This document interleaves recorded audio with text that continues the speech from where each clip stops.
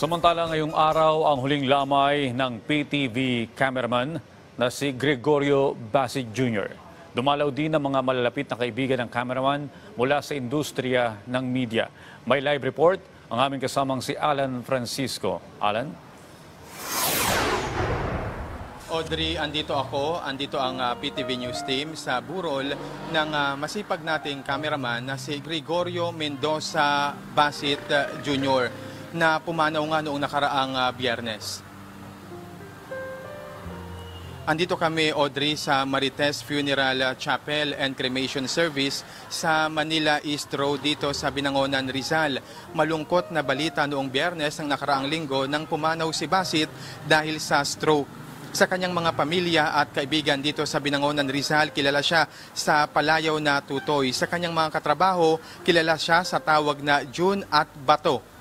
Masipag, may dedikasyon sa trabaho, madiskarte at masayahin. Ganyan, Audrey, ang naging pag-asalarawan ng mga kaibigan at katrabaho ni Basit sa kanya. Dekada 90 na nagsimula siya sa PTV hanggang sa maging news cameraman. Mahigit 20 taon nang naglilingkod sa PTV at sa bayan si Basit. 3 ang anak ni Basit sa kanyang misis na si Richel.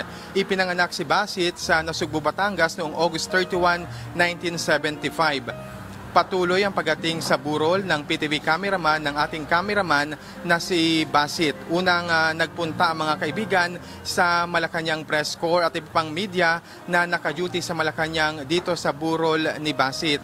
Audrey, ilang oras matapos pumanaw ni Basit, agad na pinuntahan siya ni PTV General Manager Ana Puod. Sa mga social media post naman ng mga dating nakasama sa media ni Basit, ipinarating nila ang kanilang paikidalamhati at paikisimpatya sa pamilya. Bukas, Audrey, araw ng Sabado, nakatakdang ilibing si Basit sa East Garden Memorial Park. Dito yan sa Binangonan, Rizal. Muli, ang PTV ay nakikiramay sa pamilya Basit.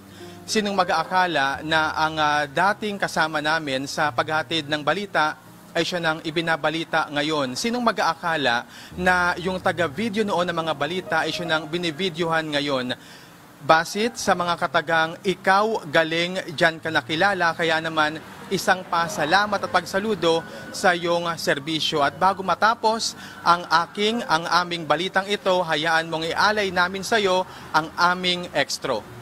June Basit, para sa bayan. Maraming salamat, Audrey. Alan Francisco. At muli, nakikiramay po kami sa pamilyang iniwan ng aming kaibigan na cameraman, Kuya June Basit.